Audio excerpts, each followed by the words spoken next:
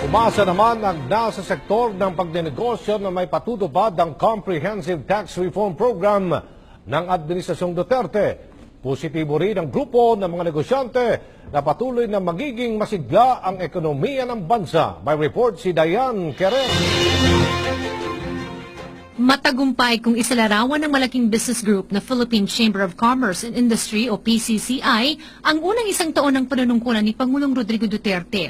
Ayon kay PCCI President George Barcelon, marami nang nais mag-invest sa Pilipinas dahil sa mga matatagumpay na state visits ng Pangulo. The state visit to both China and Japan were very successful.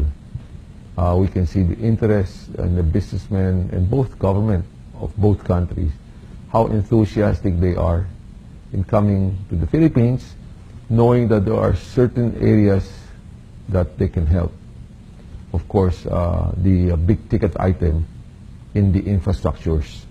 Aniya ang Build, Build, Build program ni Pangulong Duterte na binansagang Dutertenomics ay isang prerequisite para sa pagbulusok ng ekonomiya ng bansa. Bukod dito, ayon pa kay Barcelon, ang agad na pagpirma ng Pangulo sa Freedom of Information sa mga unang araw ng kanyang panunungkulan ay nakitang isang magandang hakbang ng mga foreign investors. Nakatulong rin aniya sa magandang business environment ng Pilipinas ang ASEAN chairmanship, ang mataas na trust ratings ng Pangulo, ang kampanya ng administrasyon laban sa illegal na droga at ang pagpapabilis ng mga transaksyon sa gobyerno. Kung mahiling aniya ang business group sa Pangulo, sana sa darating na SONA ay ma-highlight ang patungkol sa education at training.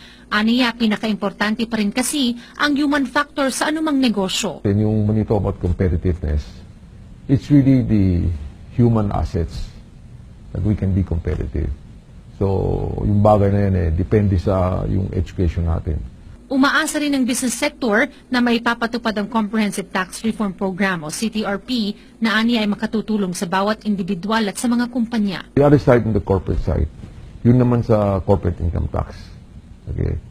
Binaba nila so that in a way we can be aligned with the region income tax, no, corporate tax, for us to be competitive.